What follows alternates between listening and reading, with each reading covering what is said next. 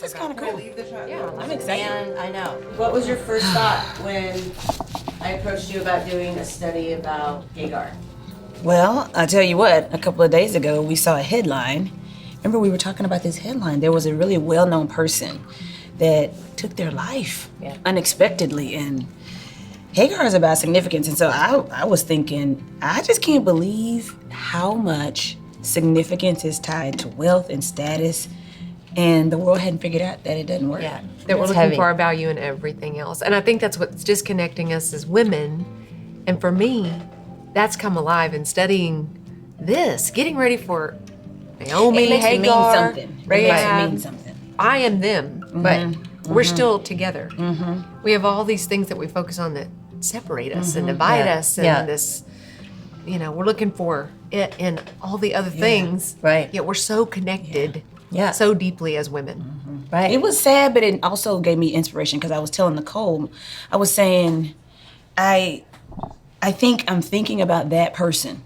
What if they stumble into the back of a church, or their friend turns on this DVD unexpectedly? Okay, that's the person. Right. That's on the verge of that. Just oof. It's a life or death matter for a lot of people and a lot of women. I think, Thoreau said men live lives of quiet despair, and I think women do too. We're just not so quiet about it. So how do y'all feel about the fact that I prejudged you before I before I did this? Love you. Either This one does it. Yeah, 'cause absolutely. Already in my mind, coming into this, Yeah. going, oh, I've got to I know. Who spend were a week Who are you prejudging? with Jada and Nicole. No, I mean, but what My were we? blindness. What was our? I mean, that's what we do is No, when really. we create the end of the story before Yeah. we've Yeah. ever met and gone through. And So did you feel better about yourself or worse? It indicates what you thought of me. Found out about me. yeah, right. I felt much better. Made me feel really connected to you. Yeah. Lies. Those are lies you're telling. Because we put up this front. Yeah. And I mean, No, we're it's so very true. It's very Instagram, true. and it just takes a second on Right. social media to see, Right. hey, I'm not doing it like that. Right. Should I be doing it like that? Right. And they've got it all figured out, and I'm already writing the story for this woman Yeah. that I don't even know. Yeah. And that is dividing us. Right. And I'm just, No, that's right. I want think women to unless, come together around these women. Right. That's And I think unless we can take off that mask and go, this isn't, otherwise we're setting each other up. I always have this thing when I'm running around the house cleaning up everything, and before I open the door and go, hey, look, come on in. We live like this all is the how we always- time. Right. I And woke up like this. it's just a setup, right, for other women who then judge themselves by a standard that we don't even live by. So it's like, it's our role to say, we're going to stop doing that. And even before womanhood, I think it starts early. Yeah.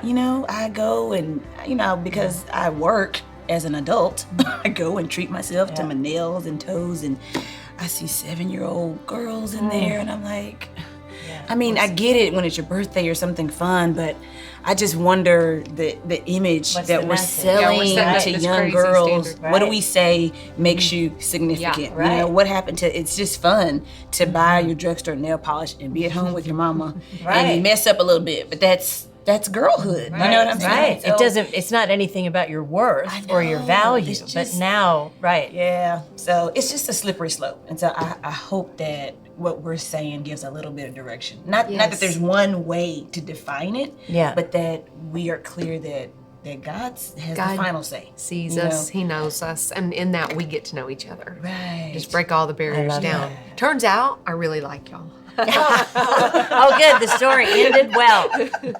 That's good. Hi, I'm Nicole Johnson, and I am here with Casey Van Norman and Jada Edwards. And we came together for a study about women of the Bible because we believe that God not only knows their names, but their hearts and their minds and their souls as well. And we believe they have a lot to teach us. So this study is going to focus on Hagar, who in the midst of feeling the most insignificant of her life, found significance in God. We hope you enjoy it.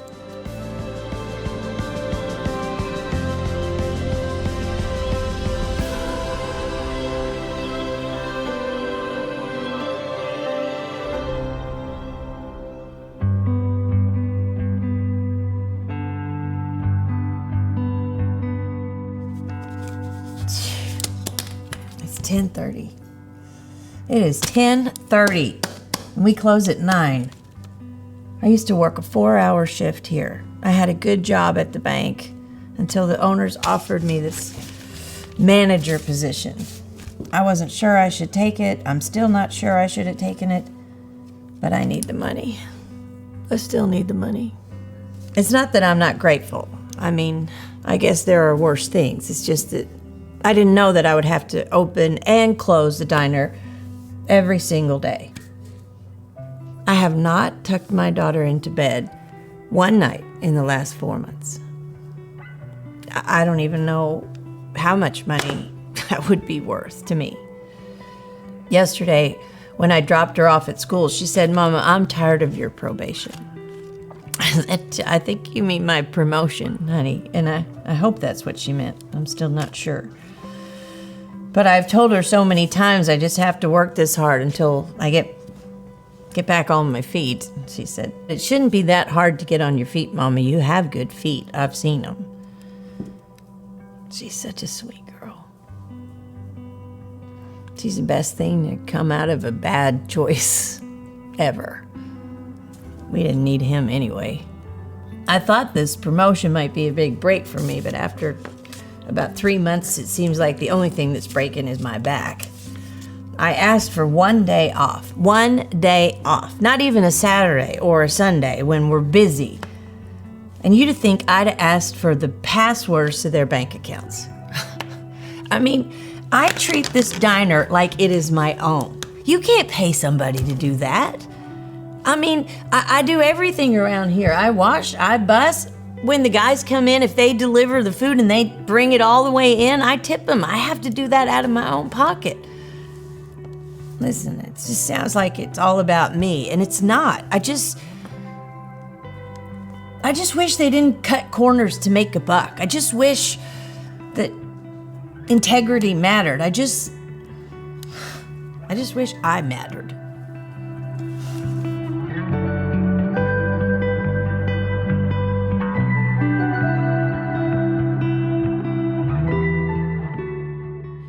So what happens when you're not the boss, but you do the boss's work? Have you ever found yourself in a position where you are the one keeping the long hours? Maybe you have the long commute. You're like your boss's go-to person for everything. Oh, and to make it even better, probably you don't get any of the credit, and your boss probably gets all of the credit. It can be a frustrating situation. There are so many times where we kind of feel powerless underneath the people who have authority over us. Have you ever been a victim of someone else's choices? It can happen in a lot of different situations. I mean, I think about how often parents make decisions that affect their kids forever. Sometimes as parents, there are struggles with addiction or bad relationships, lifestyle choices. And all the kids and the whole family, everybody has to adjust because of those decisions. I have a friend whose husband had some creative financial investments that he made, and let me tell you, it impacted everybody, even her parents who now support them. Just the list goes on and on. We can find ourselves in a ton of situations where we just kind of feel like we don't have any control. Someone else is making the choice and we have to suffer the consequences. Life can just make us feel powerless sometimes. And a lot of these situations that are happening to us in everyday life are not new. They've been happening since the beginning of time. For example, when I look at the story of Hagar, we really find her in Genesis chapter 16. We meet this young woman who was a servant to Abraham and Sarah. And she was in a situation where the people who had authority over her really did not treat her well. Now, it's interesting. The Bible doesn't give us a lot of information about Hagar, but we do know that she was young, she was a servant, she was Egyptian, and she was the maidservant to Sarah. There's also some old historical writings, a few legends about who Hagar really was. Most people say that she was the daughter of King Pharaoh, like the king of Egypt, that king.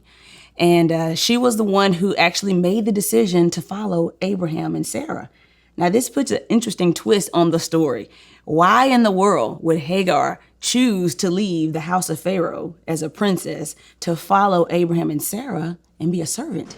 Well, the legend has it that she witnessed a miracle. She saw the plagues and the disease that God brought on the house of Pharaoh on behalf of Sarah.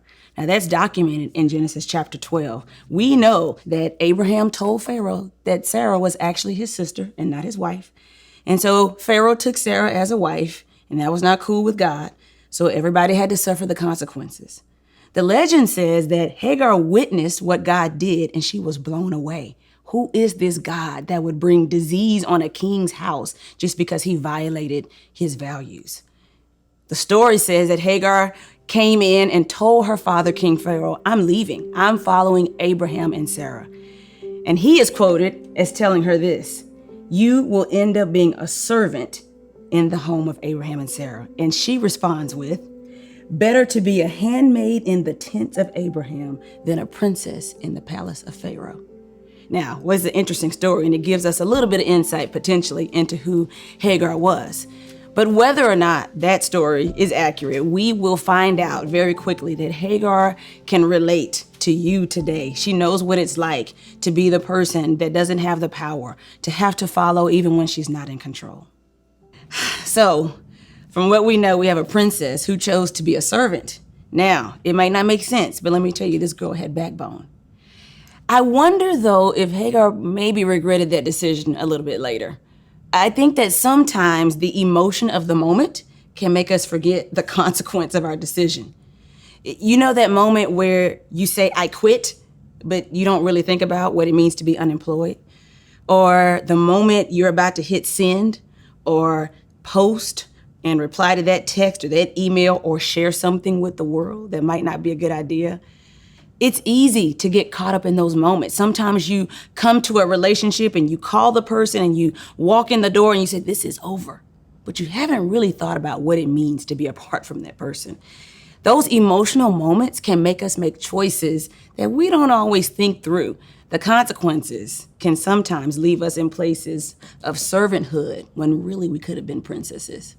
So Hagar finds herself in an interesting situation. Now, the other thing that's happening is that Hagar's life is kind of like being downgraded. Have you ever been in a spot where you felt like your life was on a certain trajectory? You were ready for promotion and advancement, and then something happens and all of a sudden you feel like I've moved backwards. What's happening? How am I in this place? This is worse than where I was 6 months ago or a year ago. Well, it happens. And it happens to servants of God. You can love Jesus and still feel like your life is heading in the wrong direction. If you read a little bit about the story of Job, you'll find a faithful man who at some point in time felt like God had abandoned him. If you learn a little bit about David, you'll know that he loved God. He was after God's own heart. You'll understand that he had hard times too. In Psalm 6, we see these kinds of phrases from David. He says, heal me, O Lord, for my bones are troubled, and I am weary in my moaning. Every night I flood my bed with tears. This was David, the one who loved God. Look, ladies, it's okay to feel. It's okay to take stock of the moment and realize it's not the best time of your life. It's important to let the emotions kind of settle with you. We don't want to live there, but we need to be honest with ourselves. Because if we don't, the emotions are kind of simmering at the surface, waiting for the right thing to trigger us. It's when you are so insecure and you haven't wrestled with the fact that God's going to use you anyway, and you've got a lot of issues with who you are, and someone comes and gives you really good feedback and you snap. You know, the crazy lady is on the inside. It's when you're having a bad day and somebody just says, pass me the salt. And you're like, the salt? You know what I'm saying? We all have that crazy person in us when we don't come to grips with our emotions. So I'm telling you, it doesn't matter what situation you're in. It's okay to say to God, how did I get here? So you can avoid those times of crazy if you're just honest with yourself. You don't have to sugarcoat your situation. It's the way that God can meet you. So maybe you've taken a stand for something and you didn't anticipate the consequences. Maybe some situation has you feeling powerless and your emotions are kind of out of control. It's okay, because guess what? Our God is a God of hope. Look, Romans chapter 5, great encouragement for us. Romans chapter 5, verse 2 says, We rejoice in the hope of the glory of God. We can stand firm on it and find joy in the hope that we have in God.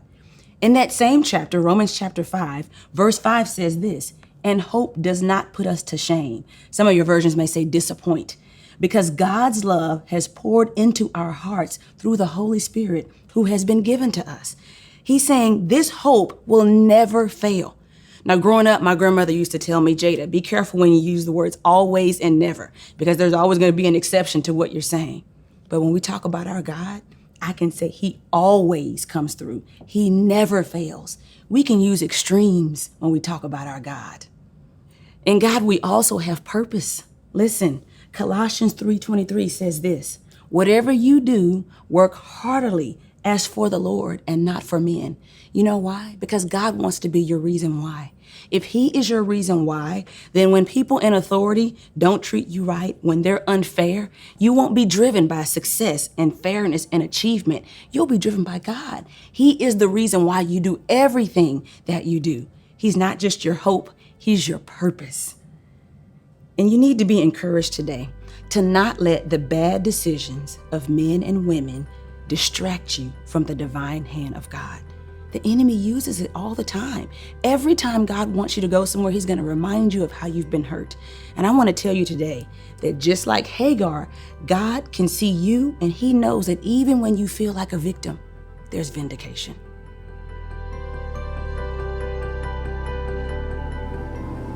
My 7th and 8th grade year was really rough. I was bullied pretty bad. I was this tall, lanky, acne, non-athletic kiddo whose mom let her go way too long with a chili bowl haircut. And let's just say that my flower did not bloom near as fast as all of my friends. The lunchroom was terrifying for me. And of course, as a teenager, I have no idea how to place words on all of these big adult feelings that I'm feeling, like isolation and anxiety and rejection. But to not be accepted by the cool kids in the lunchroom felt terrifying. It felt like death. And so I would hide out in the choir room. I loved music and I loved to sing, and my choir teacher just loved me and she was so safe and she accepted me. And so she would let me eat my sack lunch in her room every day. I'll never forget sitting on the choir room platform with my peanut butter and jelly sandwich, hiding out from the cool girls. And I would just sit there and I would try to think about why this was such a big deal to me. Why did I want to be accepted so much? And why did the impending fear of rejection feel like death to me? Like it would be the end of the world not to be accepted. And then one day, the cool kids began to walk around the corner. They were on the way to the bathroom and they noticed me in the choir room and they stopped. And for just a second, when they rounded the corner to see me, I thought, this is it. I'm in. I'm accepted. It felt like the best feeling I have ever felt. It was joy and happiness and security and identity, everything that I wanted at 13, all in one little minute. But that minute would pass, and the cool kids would find their way to me. And the ringleader, I will never forget, she looked down at me after they teased me and mocked me for hiding out and not eating in the lunchroom with them. And she took my peanut butter and jelly sandwich, and she held it in front of my face, and she crumbled it up on the ground. And she said it just like this, peanut butter and jelly is so gross. It cratered me. When they walked out of the room, I sat there and I scrubbed the peanut butter and the jelly out of the ground. And I began to shake and hives began to break out on my chest. I just felt like I wanted my life to end. I could not figure out what I had done. Was it my hair or the way that I looked or the way that I talked or that I had the wrong sandwich? I did not know what I had done, and it felt so bad not to be able to fix it. I was embarrassed. I didn't even know what I was embarrassed about. I had disappointed them or failed them. It was the worst feeling in the world. Now, I'm a 38-year-old woman, and the Lord has done a great work in my heart. He really has set me free in so many ways from all of the shame that I have felt, from the fear of being rejected. I know, my head knows, that I am fully accepted in Him. But it continues to surprise me how quickly one little trigger can take 38-year-old Casey right back to 13-year-old Casey. In fact, just a few years ago, some of my closest and dearest friends brought me together for a dinner. Now, these were women I loved. We had raised our kids together. We'd been in small group Bible study together. We had sat numerous times around a table. 7 of us sat around this table. And as the minutes passed, one of the ladies brought out the laptop, opened it, and began to read a list of all the things that the group had collectively decided Casey needed to work on.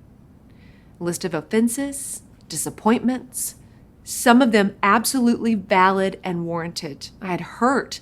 I said some stupid things and hurt feelings and needed to change. And yet, as I got in the car hours later after hearing this list, I began to shake and weep, and my chest broke out in hives. There I was, right back in the high school choir room with my peanut butter and jelly sandwich. From the fear of not being accepted, this deep shame flooding back to me in one moment. I want Hagar to teach us about this feeling of shame that we as women so often and well know, whether we're 13 or 38. Shame is a feeling that starts with embarrassment. We feel embarrassed that somehow we've done something to hurt someone, that we've disappointed someone, that we failed someone. But then shame can quickly move to anger because we get mad that we're not really sure how to fix it, not really sure what to do or what about us can compensate for that thing that we've failed. And then that anger can turn to pride. And pride is what the enemy uses to disconnect us. As women, we can know that we are struggling deeply with shame inside, in our heart, if we look at the external manifestation of what shame will always be, how it will look on the outside, what will come out of our behaviors. Shame will always look like hiding. Genesis 3, verse 8, and they heard the sound of the Lord walking in the garden in the cool of the day, and the man and his wife hid themselves from the presence of the Lord among the trees. We're going to see Hagar and Sarah struggle with the exact same shame as Eve, the exact same place of embarrassment and fear of acceptance that we do today. Let's take a look at Hagar and Sarah, Genesis chapter 16, starting in verse 1. Sarah, Abram's wife, had not yet produced a child. She had an Egyptian maid named Hagar. Sarah said to Abram, God has not seen fit to let me have a child, so you need to sleep with my maid. Maybe I can get a family from her. So Abram agreed to do what Sarah said. So Sarah, Abram's wife, took her Egyptian maid, Hagar, and gave her to her husband, Abram, as a wife. Abram had been living 10 years in Canaan when he took this place. He slept with Hagar, and she got pregnant. When Hagar learned she was pregnant, she looked down on her mistress.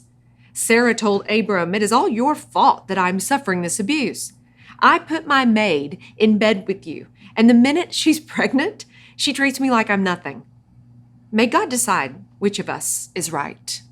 You decide, said Abram. Your maid is your business. So Sarah was abusive to Hagar, and Hagar ran away.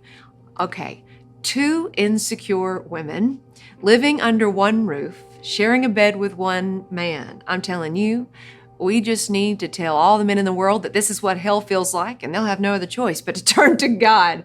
I mean, talk about struggling with shame. Sarah was hiding behind her power. She was the matriarch. She was in charge. She was hiding behind the traditions of her culture, what was norm and accepted. Hagar was hiding behind her victimization and what she had that Sarah wanted. Both women feeling embarrassed that they had disappointed. Both women dealing deeply with the fear of not being accepted, and both women displaying in their behaviors, hiding out. Okay, ladies, if we want to know if we're struggling with shame, all we have to do is ask ourselves, where are we hiding? Are we hiding behind a relationship, status, popularity, our smile? Are we hiding behind a Bible study or a church group? See, if we're hiding, then we are working to overcompensate for the evidence of our shame. Like me as a teenager, I was hiding out in the choir room. And maybe when my friends confronted me, they were hiding behind me. Maybe to look at all of my failures and all of my disappointments kept them from looking at their own. As a believer, we get to hide. We just have to hide in the right place. Hebrews 6:18. We who have fled to him in refuge can have great confidence as we hold to the hope that lies before us.